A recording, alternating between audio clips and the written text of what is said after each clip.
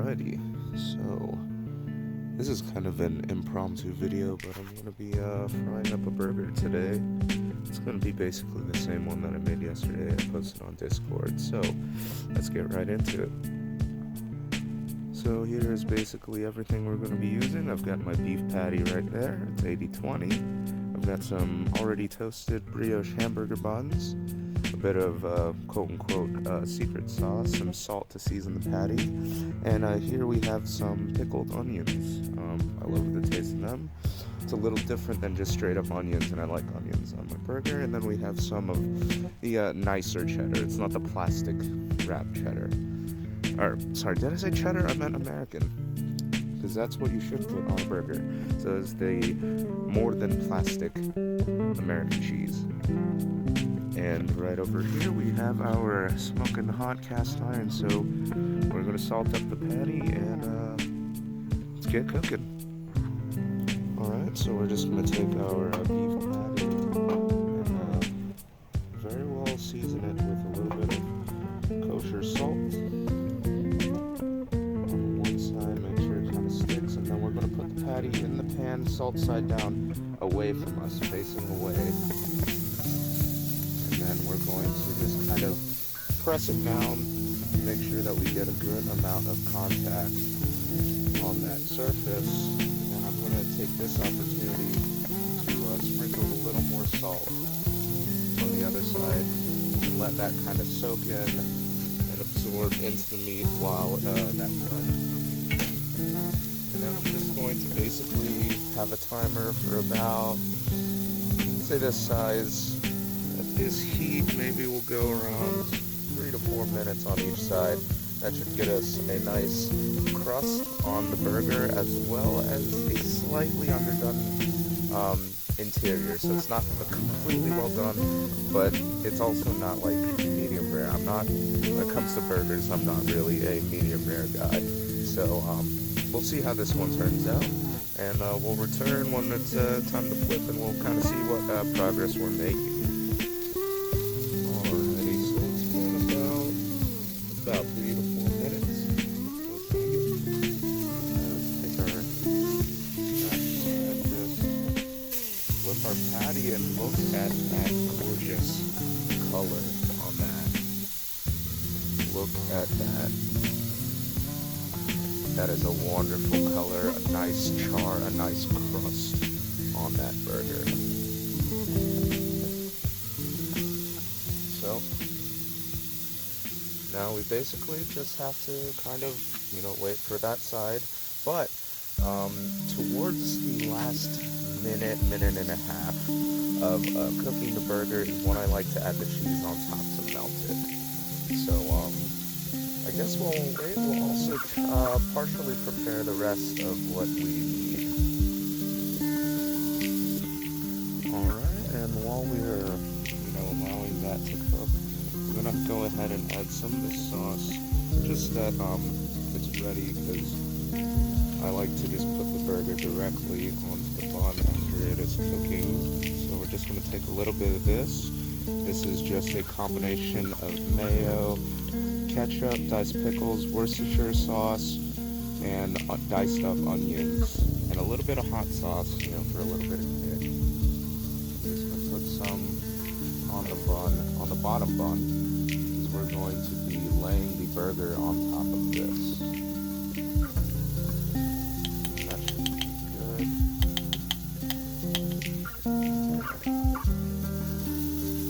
Spoon on the dirty plate. Seal that back up. I like these little rubber seals, they're kind of cool. Just kind of fit around.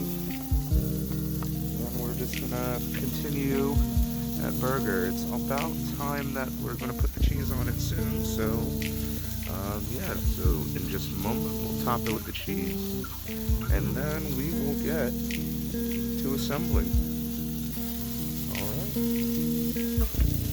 so it's time now. I'm going to go ahead and add a slice of this, they call it deluxe American. Basically it is not the plastic wrapped cheese, not the individually wrapped processed cheese products that, the craft singles. We don't deal with that. Not my jam. So any residual heat from the sides of the pan will help melt the thing. There's heat coming through the burger from the top all over. It's just going to kind of melt the cheese just a good amount, not to the point where it is completely dripping off the sides, but just a little bit of a tasteful drip. And I kind of use this as the timer, the final timer. Once the cheese is in that state that I like is when we will remove the burger from the pan. So as you can see, the cheese is starting to drape over the sides, and we have a little bit on the edge that's starting to melt off. So I think that is the perfect time to turn off the heat and remove the burger and just place it right on to your bun, which has a little bit of the sauce on there. And look at that. Let me focus the camera. Look at that. So now we're just going to finish this off a bit, and then this burger will be done. Alright, so the last thing this burger needs is a little bit of that pickled onion that I talked about earlier.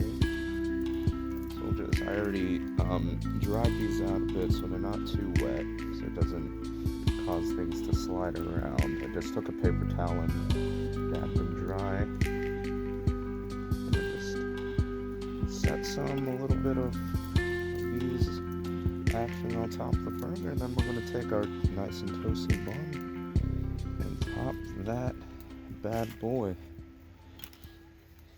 And this is our finished burger. Would you look at that? So I think I'm going to finish this off inside. We'll cut it up, do a little cross section, see if I overcooked it, which I think I did, but that's the thing about burgers. I don't mind if they're well done, because pretty much everywhere else cooks it well done. So we'll see you in a minute as I relocate, and we'll cut into this. Alrighty, so we are now back inside. Pardon any background noise, but it's time to cut into this thing. See how it looks. And there is a lot of juice there. Alright, so it looks like we did cook it well done, but that is completely okay. But there it is. A lot of juice in this thing. Let me bring the whole board up close, see if we can get a nice look at that burger. Man, would you look at this thing? And what I like to do with these burgers, it's like a little squeeze test. See how juicy this thing is. Oh, baby. That is a juicy burger.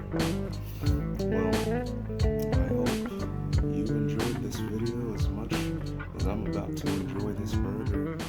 So, until next time, until the next recipe, I'll see you later.